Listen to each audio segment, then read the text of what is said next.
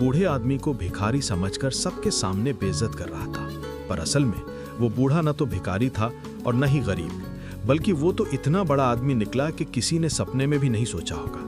और फिर जब उसकी सच्चाई सामने आई तो होटल में ऐसा भूचाल आया कि सबकी आंखें फटी की फटी रह गईं। सुबह के लगभग 11 बजे शहर के सबसे पॉश इलाके में बने 5 स्टार होटल की तरफ एक बूढ़ा आदमी धीरे धीरे बढ़ रहा था। उसका नाम था शंकर प्रसाद। उसने एकदम साधारण कपड़े पहने थे और उसके हाथ में एक पुराना सा झोला था।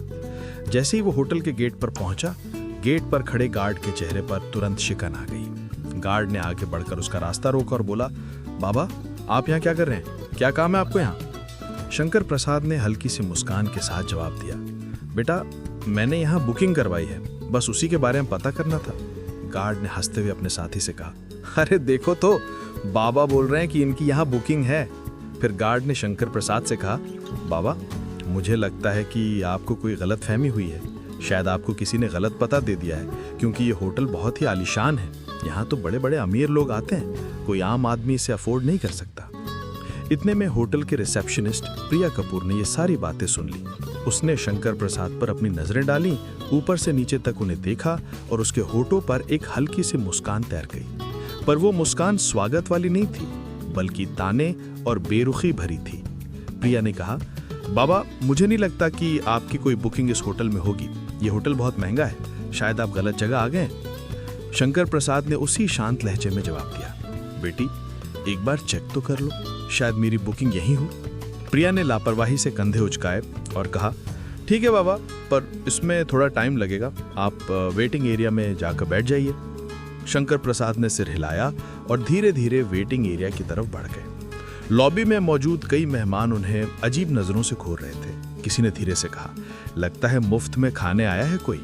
किसी और ने बोला, इसकी तो इतनी भी औकात नहीं है कि यहाँ का एक ग्लास पानी भी खरीद सके। शंकर प्रसाद ने यह सब सुना, पर वे चुप रहे। वो कोने में रखी एक कुर्सी पर बैठ गए, झोला जमीन पर रखा और दोनों हाथ अपनी छड़ी पर टिकाकर खामोश बैठे रहे। लॉबी का माहौल अजीब हो गया था। लोग चाय और कॉफी की चुस्कियां लेते हुए उनकी तरफ इशारा करके बातें बना रहे थे। एक छोटे बच्चे ने अपनी माँ से मासूमियत से पूछा, मम्मी ये बाबा यहाँ क्यों बैठे हैं? ये तो होटल वाले जैसे नहीं दिखते। माँ ने बच्चे से कहा, बेटा ये सब किस्मत का खेल है, जब किस्मत साथ ना दे तो हर किसी की सुननी पड़ती है। इसी बीच प्रिया फिर से वहां से गुजरी। उसने अपने साथी स्टाफ से कहा, पता नहीं मैनेजर साहब क्या कहेंगे, ऐसे लोगों को यहाँ बैठाना भी खतरे से खाली नहीं है, होटल की इमेज खराब हो रही है। साथी ने हंसते हुए कहा, कोई बात नहीं, थोड़ी देर बाद ये खुद ही उठकर चला जाएगा। शंकर प्रसाद ये सब सुन रहे थे, पर वो एक शब्द भी नहीं कह सके। वो सिर्फ इंतजार कर रहे थे कि कोई उनकी बात सुने। 1 घंटे तक वो यूं ही बैठे रहे, कभी घड़ी देखते तो कभी रिसेप्शन की तरफ नजर डालते। उन्हें उम्मीद थी कि कोई आएगा और कहेगा, हाँ बाबा आपकी बुकिंग है, लेकिन ऐसा नहीं हुआ। शंकर प्रसाद ने धीरे से कुर्सी का सहारा लिया और खड़े हो गए। उन्होंने रिसेप्शन की तरफ देखा और कहा, बेटी अगर तुम बिजी हो तो अपने मैनेजर को बुला दो, मुझे उनसे कुछ जरूरी बात करनी है। प्रिया ने मनी मन सोचा, अब इसे मैनेजर से भी मिलना है। फिर उसने बेमन से फोन उठाया और होटल मैनेजर सुनील खन्ना को कॉल लगाया। उसने कहा, सर एक बूढ़ा आदमी आपसे मिलना चाहता है। सुनील ने दूर से शंकर प्रसाद को देखा और फोन पर हंसते हुए कहा, क्या ये हमारे गेस्ट हैं या बस ऐसे ही चले आए हैं? मेरे पास अभी टाइम नहीं है, इन्हें बैठने दो, थोड़ी देर में खुद ही चले जाएंगे। प्रिया ने वही बात जाकर शंकर प्रसाद को बता दी और उन्हें थोड़ी देर और बैठने के लिए कह दिया। शंकर प्रसाद ने गहरी सांस ली और फिर से उसी कोने की कुर्सी पर बैठ गए।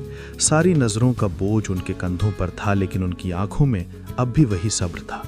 मानो कह रहे हों, सच को छिपाया जा सकता है पर रोका नहीं जा सकता। लॉबी में शंकर प्रसाद अभी भी बैठे थे। समय धीरे धीरे बीत रहा था, लेकिन उनके लिए हर मिनट किसी पहाड़ की तरह भारी हो रहा था। इसी बीच रिसेप्शनिस्ट प्रिया कपूर दोबारा उनके पास आई। उसने रूखी आवाज में कहा, बाबा आपको थोड़ा और इंतजार करना पड़ेगा, मैनेजर साहब अभी बिजी हैं। शंकर प्रसाद ने मुस्कुराकर सिर हिलाया और बोले, ठीक है बेटी, मैं इंतजार कर लूंगा। उसी समय होटल का मैनेजर सुनील खन्ना अपने केबिन में बैठा किसी विदेशी क्लाइंट से बातें कर रहा था। उसके चेहरे पर घमंड साफ झलक रहा था। फोन रखते ही रिसेप्शन से प्रिया का दोबारा कॉल आया। प्रिया ने कहा, सर वो बूढ़ा आदमी अभी भी लॉबी में बैठा है, आप एक बार उनसे मिल लीजिए। सुनील ने हंसते हुए कहा, बैठे रहने दो, थोड़ी देर में थक जाएगा और खुद ही चला जाएगा। मेरे पास ऐसे फालतू लोगों के लिए वक्त नहीं है। तभी वहां एक छोटा कर्मचारी आया। उसका नाम था अनिल शर्मा। वो होटल का बॉय था। उसने शंकर प्रसाद को देखा। लॉबी में सब उनका मजाक उड़ा रहे थे, लेकिन अनिल की आंखों में उनके लिए सम्मान था।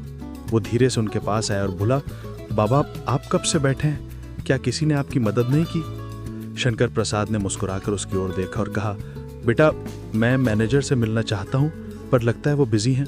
अनिल का चेहरा उतर गया।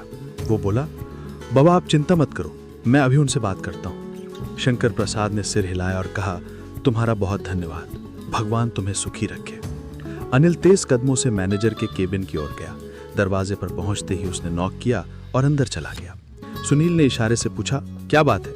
अनिल ने आदर से कहा, सर लॉबी में एक बूढ़े आदमी बैठे, वो आपसे मिलना चाहते हैं। सुनील ने भवें चढ़ाई और ठंडी आवाज में बोला, अनिल तुम्हें कितनी बार कहा है कि फालतू लोगों से दूर रहो। वो कोई गेस्ट नहीं है, शायद भूला भटका कोई आया है।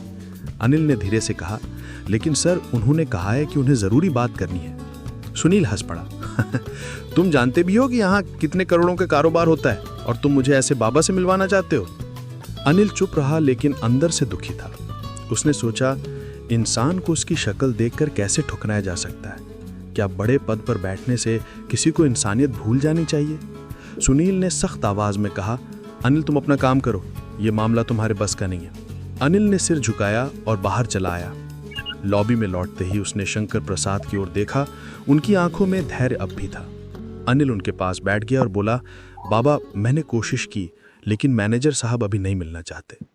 शंकर प्रसाद ने मुस्कुराकर उसके कंधे पर हाथ रखा और बोले, कोई बात नहीं बेटा, तुमने कोशिश की, यही मेरे लिए काफी है।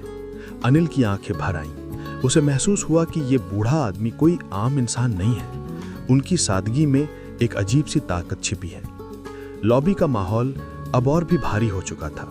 लोगों के ताने और ठहाके, शंकर प्रसाद की खामोशी और अनिल की बेचैनी सब मिलकर एक अजीब सी तस्वीर बना रहे थे। करीब 1 घंटा बीत चुका था। शंकर प्रसाद अभी भी उसी कुर्सी पर बैठे थे। उन्होंने धीरे से आंखें बंद की और सोचा, धैर्य रखना ही असली ताकत है। लेकिन अब समय आ गया है कि सच्चाई सामने आए। होटल की घड़ी ने 12:30 बजाए। शंकर प्रसाद अब और चुपचाप नहीं बैठ पाए। उन्होंने धीरे से अपनी छड़ी उठाई, झोला कंधे पर टांगा और रिसेप्शन की तरफ बढ़ गए।